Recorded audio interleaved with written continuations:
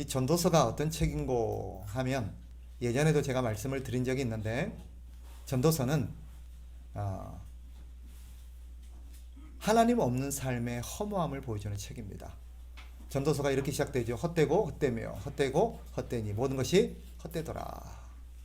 이 헛되다는 것은 삶의 허무주의적인 무상도 아니요, 또 그렇다고 삶을 내팽개치는 어떤 것을 말하는 것이 아닙니다. 이것은 전체 내용을 종합해 보면 결론에서 말한 바와 같이 하나님 없는 삶이 얼마나 허무한지를 보여주는 책이다 라는 것을 알 수 있습니다. 오늘 본문을 보면 읽다 보면 어떤 느낌이 드냐면 인생이라는 게 참 헛되구나. 그러니 이것은 본문에서 말하는 것이 마치 어차피 오늘 본문에 이런 표현이 나오죠. 자, 2절부터 보면 거기 이런 표현이 나와요. 모든 사람에게 임하는 그 모든 것이 일반이라. 2절 말미에도 일어나는 일들이 모두 일반이니 일반이로다. 그 다음에 3절 시작할 때도 모든 사람의 결국은 일반이라. 세 번이나 이 표현이 반복되죠. 그죠? 모든 사람이 그 결국은 다 일반이다. 일반이라는 게 뭐예요? 똑같다라는 뜻입니다. 모든 사람의 결국은 똑같다. 뭘 말하는 것 같아요? 결국 다 죽는다는 거예요. 어떤 사람이든 착한 사람이든 나쁜 짓을 하며 산 사람이든 똑똑한 사람이든 그렇지 못한 사람이든 신앙생활을 열심히 한 사람이든 아니든 결국은 다 죽는 것은 똑같다. 마치 이 내용만 보면 어떤 의미가 드냐면 마치 뭐 이래나 저래나 죽는 건 똑같네. 결과는 똑같네. 그러니 사람은 언제 죽을지 모르니 그냥 살 때 열심히 즐기고 살자. 이런 의미인가 라는 생각이 드는데 그런 의미가 아니에요. 어떤 사람들은 이 본문을 묵상하다가 그래, 노세 젊어서 노세, 늙었을 때 힘이 없어서 못 노니 기회 있을 때 열심히 놀자, 이렇게 이해를 하는 사람도 있곤 한데 그것과는 거리가 있습니다. 또 반대로 허무주의도 아닙니다. 우리가 살아갈 날들이 아무 의미가 없다라는 것을 말하는 것도 아닙니다. 오늘 본문이 우리에게 말하려는 건 뭐냐? 한 번뿐인 인생 진지하게 살아라 라는 뜻입니다. 왜요? 사람은 한 번밖에 살지를 못합니다. 바꿔 말하면 인생의 기회는 딱 한 번입니다. 그러니 살 때 어떻게 살아야 되느냐? 잘 살아야 된다는 거예요. 두 번의 기회가 오면 한 번은 실패해도 돼요. 막 살아도 돼요. 하고 싶은 거 하면서 살아도 돼요. 그런데 인생은 딱 한 번뿐이니까 그렇게 살면 안 된다라는 걸 말하고 싶은 거예요. 그러니 한 번뿐인 기회를 잘 살아서 올바른 목적을 위해서 살아야 된다라는 것이 오늘 본문의 결론입니다. 우리가 아는 것처럼 인생에는 세 가지 어떤 역사관이 있습니다. 하나는 우리가 아는 것처럼 인생은 돌고 돈다라는 거예요. 윤회가 아니라 그래요. 그의 근거는 뭐예요? 1년 360, 12월 31일이 지나면 또 뭐가 와요? 1월 1일이 오지 않느냐. 인생은 계속 무한히 반복된다. 이게 윤회의 기본 사상입니다. 아니다. 일반적인 세속적인 역사관이 있어요. 그건 뭐냐? 인생은 끝이 없이 계속 앞을 향해서 나아간다. 똑같은 건 반복되지는 않지만 인생은 계속해서 나간다. 이거 진보적인 역사관이기도 합니다. 계속해서 나가는데 가면 갈수록 점점점 삶은 좋아질까요? 나빠질까요? 좋아진다는 것이 세상적인 진보적인 역사관이에요. 갈수록 살기가 좋아지고 갈수록 세상이 좋아진다. 그런데 성경은 뭐라고 말합니까? 인생은 언젠가 끝이 있다라고 말합니다. 이게 종말론적인 역사관입니다. 성경적인 역사관은 끝이 있다라는 것. 사실 12월 31일이 지나고 나면 1월 1일이 또 오는 것 같지만 그 1월 1일은 우리가 지난 2023년 1월 1일과는 다릅니다. 2023년 1월 1일은 딱 한 번밖에 오는 게 아닙니다. 영원히 오지 않는 시간입니다. 그건 지나갔고 똑같은 1월 1일이 아니라 새로운 1월 1일입니다. 그 역시 우리에게 딱 한 번만 주어지는 날입니다. 오늘 아니면 내일 하면 되지가 아니라 그날밖에 없는 것입니다. 그래서 성경은 어떻게 우리에게 가르쳐요? 내일을 준비하며 살라고 그러는 게 아니라 오늘을 열심히 살으라고 가르칩니다. 우리에게 주어진 날은 오늘밖에 없어요. 오늘만이 하나님이 우리에게 허락하신 날입니다. 내일은 우리의 날이 아닙니다. 그럴 일이 없기를 바라고 그럴 일이 없을 거라고 저는 믿지만 여기에 똑같이 한 자리에서 예배드리는 사람들 중에 어떤 사람에게는 내일이 허락되지 않을 수도 있습니다. 불편한 진실입니다. 그러니 오늘 성경이 뭐라고 말하냐? 그러니 우리는 살되 잘 살아야 된다. 한 번뿐인 인생 바르게 바른 목적을 위해서 살아야 된다라고 말하는 것입니다. 그렇다면 어떻게 하는 게 바르게 사는 것입니까? 먼저 불신자의 예수님을 믿지 않고 거듭나지 않는 사람의 살아야 될 삶이 있고 믿는 사람이 살아야 될 삶이 목적이 다릅니다. 먼저 불신자들에게 주어지는 성경의 가르침입니다. 불신자들이 살아있는 동안 딱 한 번에 주어진 기회를 어떻게 살아야 되느냐? 성경은 구원을 위해서 살아야 된다라고 가르칩니다. 예수 믿고 거듭나기 전까지 그들이 살아야 될 인생의 목적은 딱 한 가지입니다. 오직 그것만을 위해서 살아야 됩니다. 그게 뭐냐? 구원을 받는 것입니다. 성경은 구원을 받아야 한다라고 가르칩니다. 왜죠? 구원받지 못한 자들에게는 심판이 기다리고 있기 때문입니다. 그래서 구원을 받아야 됩니다. 구원을 받기 위해서는 어떻게 해야 됩니까? 예수 그리스도를 믿는 믿음을 가져야 합니다. 그래서 믿음을 갖도록 노력해야 합니다. 믿음 없이는 구원을 받을 수 없습니다. 구원을 받아야 되는데 구원 받기 위해서 필요한 게 뭐예요? 믿음이에요. 그런데 믿음은 우리의 노력으로 이루어질 수 있는 걸까요? 아니면 하나님의 선물일까요? 하나님의 선물입니다. 그래서 믿음을 갖기 위해서는 우리가 해야 될 게 있습니다. 뭐냐? 기도하는 것입니다. 하나님께 믿음이라는 선물을 주시도록 하나님 나에게도 믿음을 주십시오. 나에게도 믿음을 주십시오.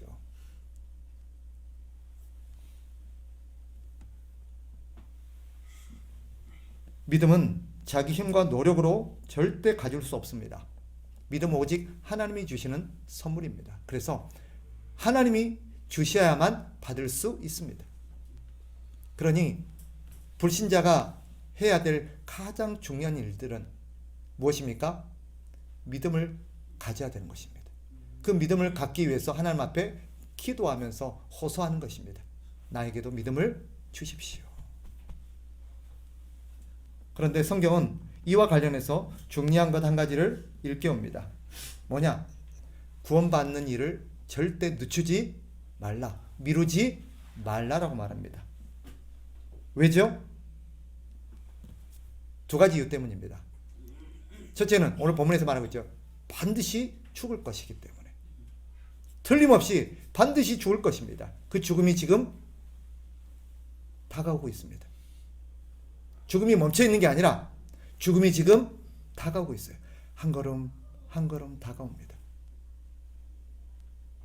지금도 하루가 지난다는 것은 무슨 말인지 아세요? 죽음이 하루 앞으로 다가왔다는 뜻입니다.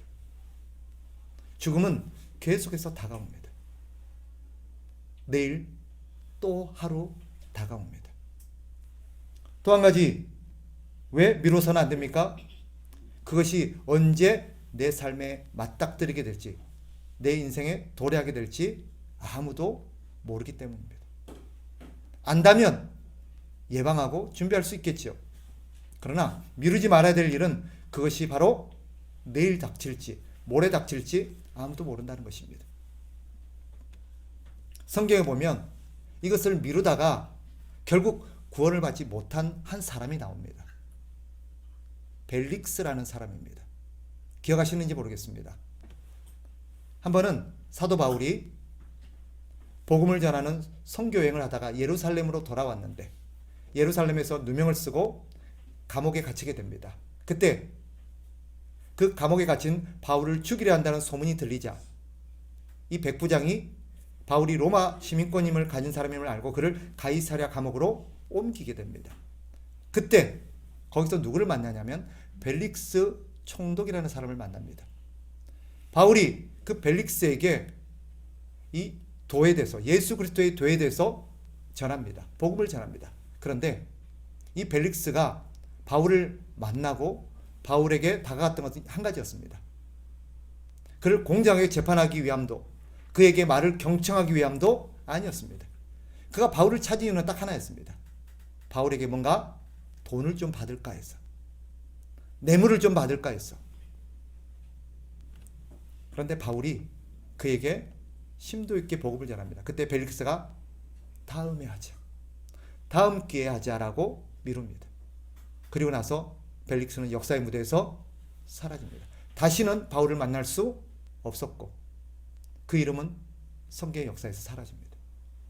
만일 그때 그가 바울의 얘기를 진지하게 들어서 그 기회를 잡았더라면 어쩌면 그는 우리가 기억하는 벨릭스가 아닌 다른 벨릭스가 되었을지도 모릅니다. 그는 바울의 복음 초청을 뒤로 미뤘고 성경은 다시는 그에게 기회가 없었음을 암시합니다. 그리고 오늘 성경은 또 한 가지 이와 관련해서 중요한 사실을 몇 가지 일깨웁니다. 죽으면 끝이라는 거예요. 죽음 이후에는 기회가 없습니다.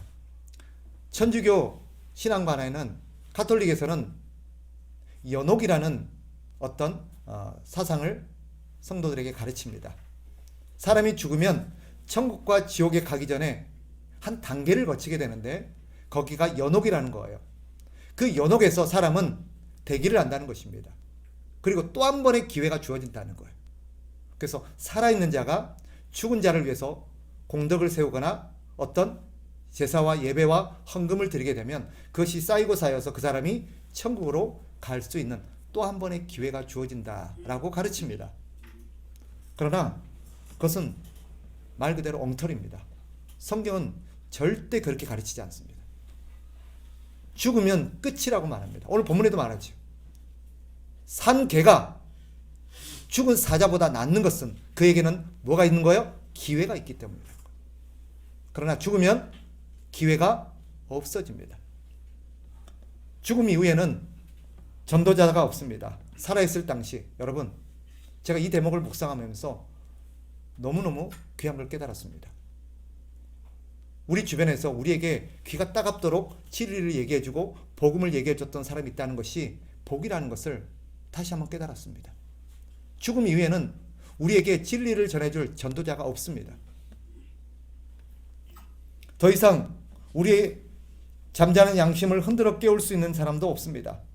더 이상 우리를 불쌍히 여기며 회개하라고 다그치는 사람도 없습니다.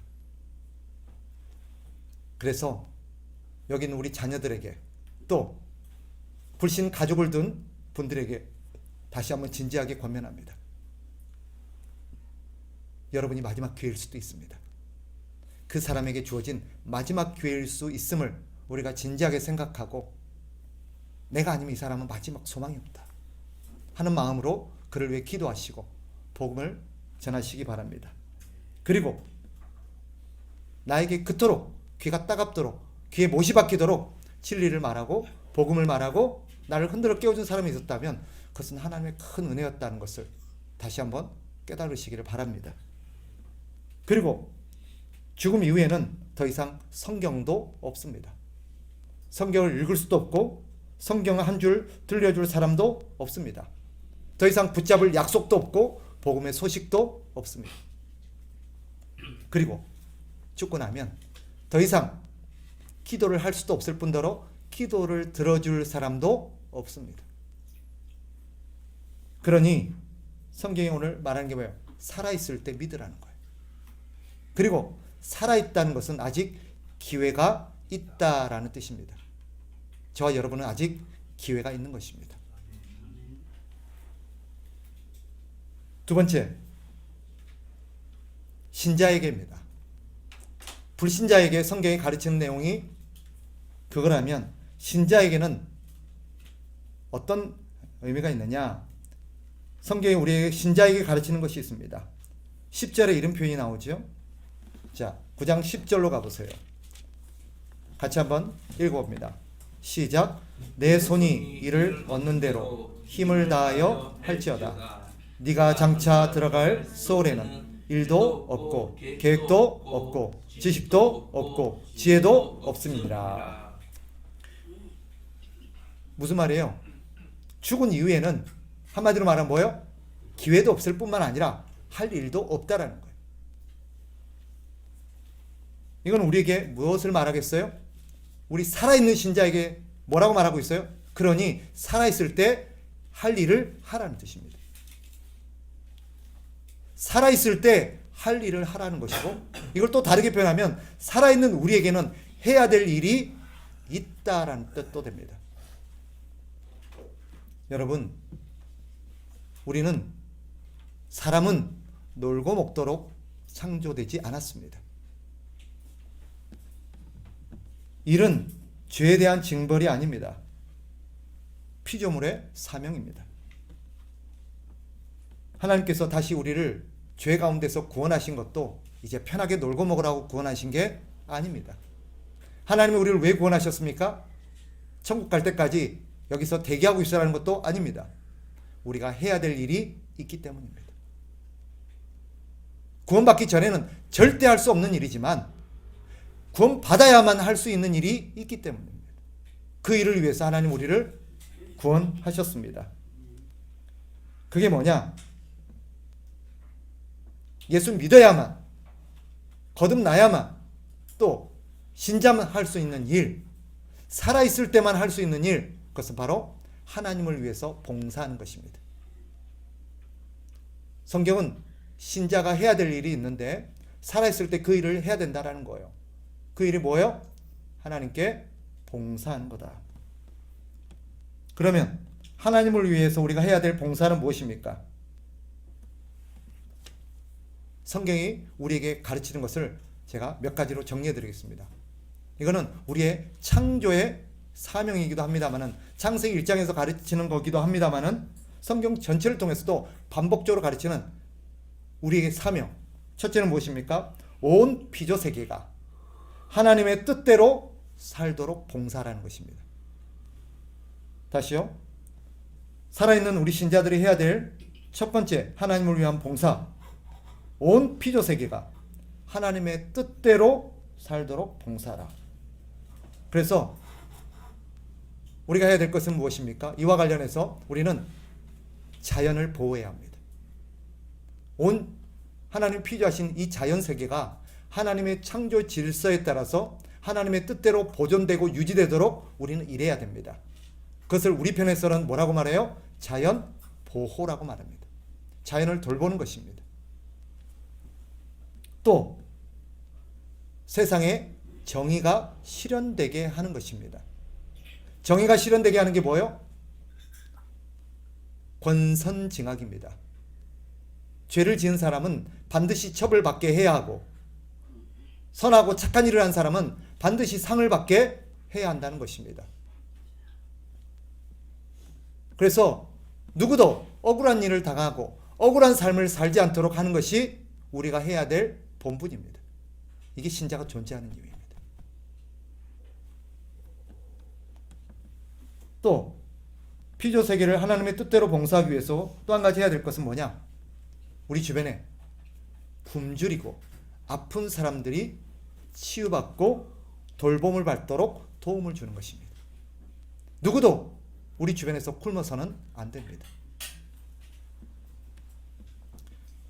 경주 채부잣집이 두고두고 오는 세대의 칭찬을 받고 존경을 받는 이유가 뭐예요?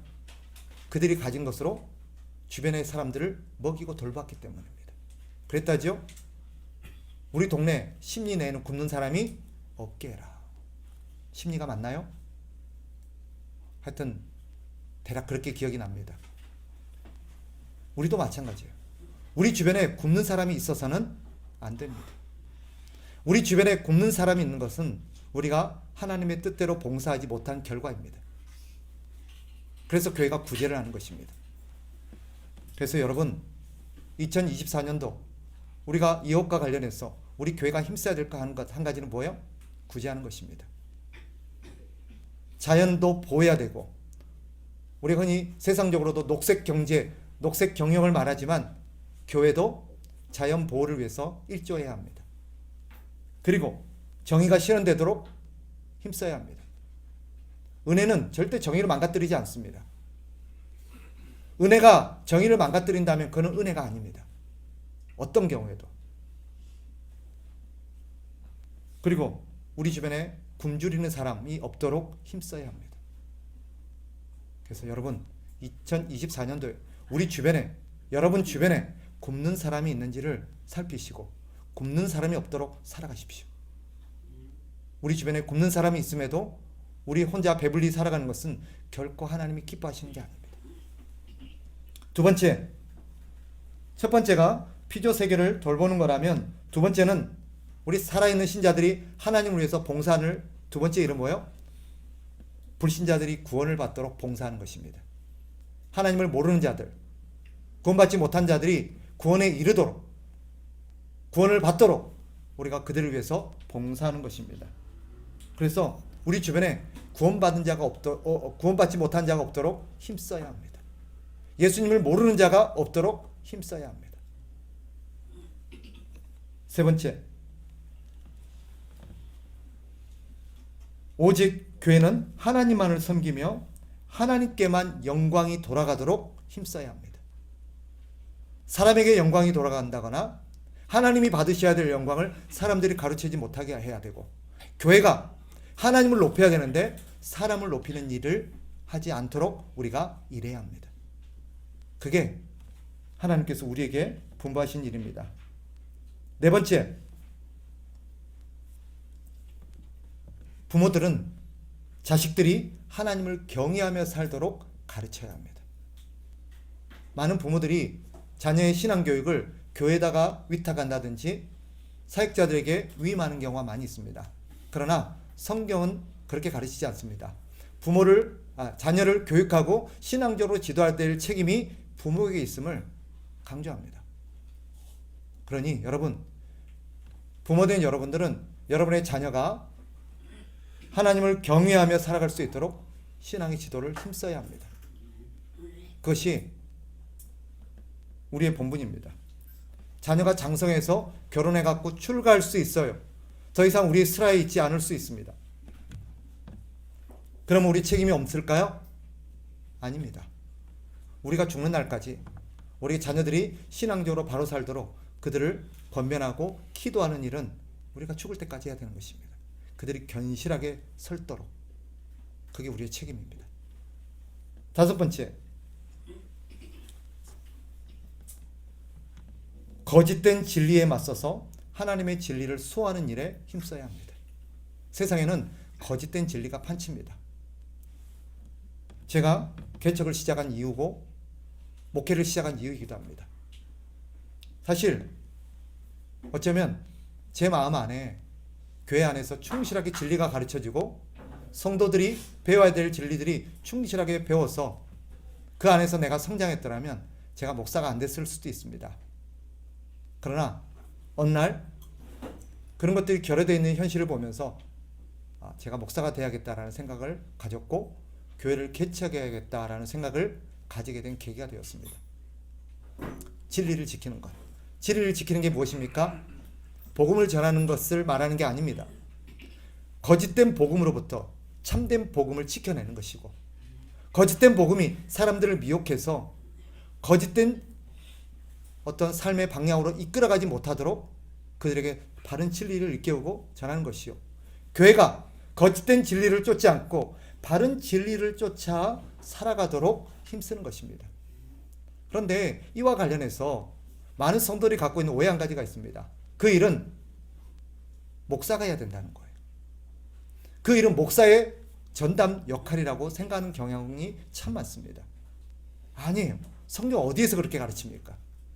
목사는 성도들에게 바른 진리를 가르쳐야 되고, 성도들은 자신뿐만 아니라 옆에 있는 지체들이 바른 진리 위에 서 있는지를 우리가 살피면서 그들이 바른 진리 안에 서도록 도와야 하는 역할이 있는 것입니다. 누구도 거기에서 자유롭을 수는 없어요.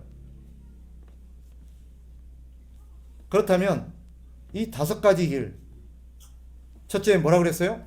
피조 세계가 하나님의 뜻대로 유지되도록 봉사하는 것입니다. 두 번째는요, 불신자들이 구원을 받도록 봉사하는 것입니다. 세 번째는요, 오직 하나님께만 영광이 되도록 교회가 힘쓰는 것입니다.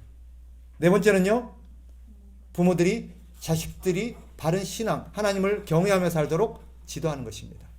다섯 번째는요, 거짓된 진리로부터 바른 진리를 지켜내는 일, 진리를 소화하는 일이 우리에게 맡겨진 본분입니다. 이 5가지의 사명은 목사에게만 주어진 사명이 아닙니다. 여기는 여러분 모두에게 주어진 동일한 사명인 줄 믿으시기 바랍니다. 이 일을 어떻게 해야 될까요? 성경은 말합니다. 10절 이렇게 말하고 있죠. 이런 표현이 나옵니다. 내 손이 이를 얻는 대로. 무슨 말이에요? 내 손이 이를 얻는 대로 힘을 다하여 할지어다. 내 손이 이를 얻는 대로 즉시 하라는 뜻입니다. 사명이 주어지고 그 말씀이 내게 들리고 내가 그 일을 해야 된다는 것을 깨달은 순간 그 즉시 하라는 뜻입니다. 미루지 말고. 어떤 사람은 말하죠.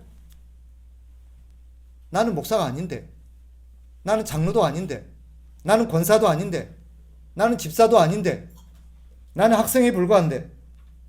아닙니다. 성경은 우리에게 가르칩니다. 직분을 떠나서, 경제적 여건을 떠나서, 지적 수준을 떠나서, 경험이나 심지어는 건강 상태까지 떠나서 할 수 있는 한 일을 해야 합니다. 장애가 있으면, 걸을 수 없으면 그 일에 자유로움입니까? 호흡이 붙어 있는 한 해야 됩니다. 성경은 뭐라 그래요? 호흡 있는 자들아. 살아서 건강한 자들이라고 말하지 않고 호흡이 있는 자들아. 살아있다면, 아직까지 숨을 쉬고 있다면 어떻게 해야 돼요? 하나님께 영광을 돌려야 돼요. 하나님을 찬양해야 돼요. 하나님을 예배해야 돼요. 하나님의 뜻이 이루어지도록 봉사해야 됩니다. 그 무엇도 그 일을 막는 핑계가 될 수는 없습니다. 또 한 가지, 그리스도인이 신앙으로 살아가는데 준비 기간이라는 게 있는가? 그런 건 없습니다. 기간이 따로 있는 것이 아닙니다. 모든 순간이 사역의 기간입니다. 모든 순간이 사역의 기간입니다. 학생은요? 초중고등학생은요? 준비기간입니까? 아닙니다. 학생은 학교에서 봉사해야 합니다. 가정은요? 쉬고 준비하는 장소가 아닙니다. 가정에서도 봉사해야 합니다. 직장에서도 봉사해야 되고 여러분의 발이 닿는 모든 곳이 사역의 현장이어야 합니다. 여러분이 살아서 호흡하는 모든 순간이 봉사의 순간이어야 합니다. 그게 성경이 가르치는 거예요. 하되 즉시할 뿐만 아니라 10절에 뭐라 그랬어요? 힘을 다하여 하라. 힘을 다해야 한다는 게 뭐예요? 최선을 다하라는 뜻입니다. 우리가 그런 표현 쓰죠. 젖먹던 힘까지. 힘이 남아있는 한 하라는 뜻이고 네가 동원할 수 있는 모든 힘을 총동원해서 하라는 것입니다. 이게 최선을 다한다는 것입니다.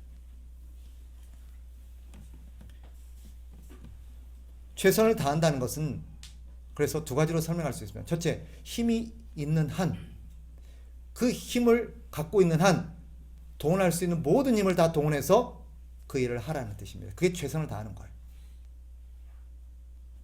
또 최선을 다한다는 게 뭐예요?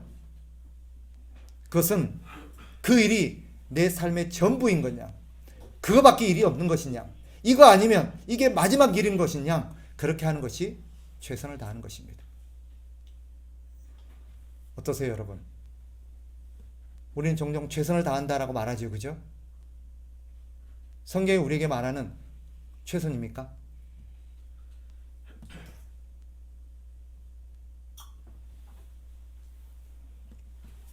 최선을 다한다는 것은 다른 일을 위해서 이 일을 소홀히 해서는 안 된다는 뜻입니다.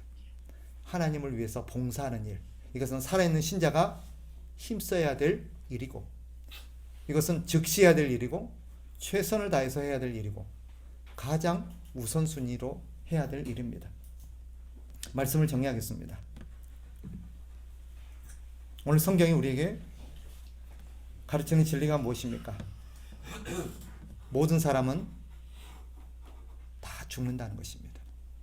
예외가 없습니다. 그렇다면 어떻게 살아야 되는가?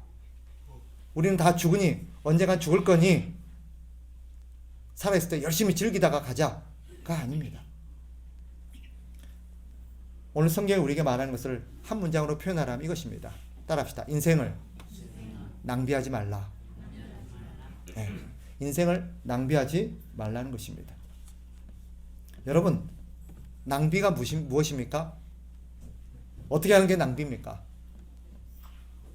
낭비는 성경의 가르침에 의하면 마땅히 해야 할 일을 하지 않는 것입니다.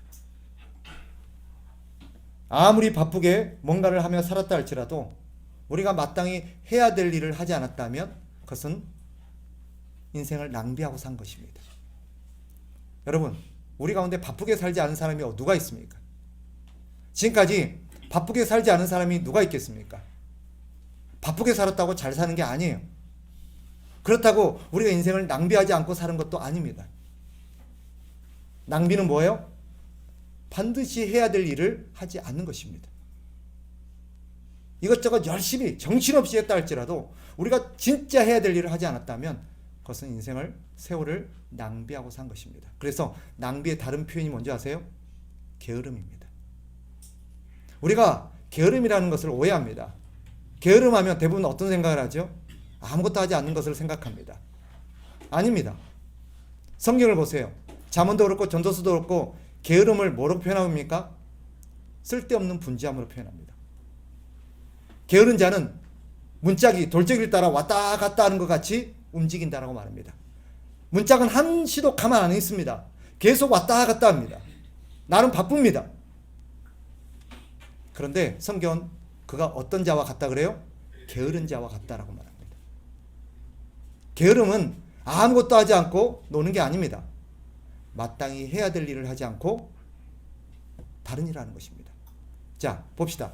학생이 마땅히 해야 될 일은 뭐예요? 공부하는 것입니다. 그런데 열심히 옆에서 게임합니다. 잠도 안 자고 눈에 핏대를 세워가면서 열심히 게임하고 막 침을 튀겨가면서 욕을 해가면서 게임을 합니다. 그럼 게으른 게 아닙니까? 그게 게으름입니다. 아무리 열심히 바쁘게 24시간을 살았다 할지라도 지가 마땅히 해야 될 일을 하지 않은 것은 게으름입니다. 남편이, 가정을 부양해야 될 남편이 뭘 해야 돼? 마땅히 해야 될 일이 뭐예요? 직장 가서 돈을 벌어와야 돼요. 그런데 집안에서 열심히 게임하고 열심히 운동하러 다니고 열심히 놀고 다니고 그러면 부지런한 겁니까? 게으른 거예요. 누구도 그런 사람한테 부지런하다고 말하지 않습니다. 게으름은 마땅히 해야 될 것을 하지 않는 것입니다. 어쩌면 우리는 바쁘게 살았으나 하나님 보시기에 세월을 낭비하며 살았는지 모릅니다. 우리는 정신없이 열심히 살았는지 모르지만 하나님이 보시기에 우리는 게으른 자인지도 모릅니다. 왜요?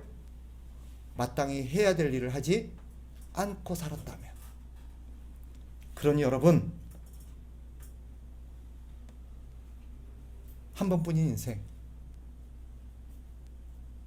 언제 끝날지 모르는 인생, 언제 기회가 사라질지 모르는 인생, 우리가 해야 될 일을 하며 살아야 합니다. 언제요? 오늘 할 일을 내일로 미루면 안 됩니다. 내일 우리에게 기회가 주어진다는 보장이 없기 때문입니다. 항상 말하죠. 내일 하려고 그랬는데. 그렇게 미루다가 우리 인생이 끝납니다.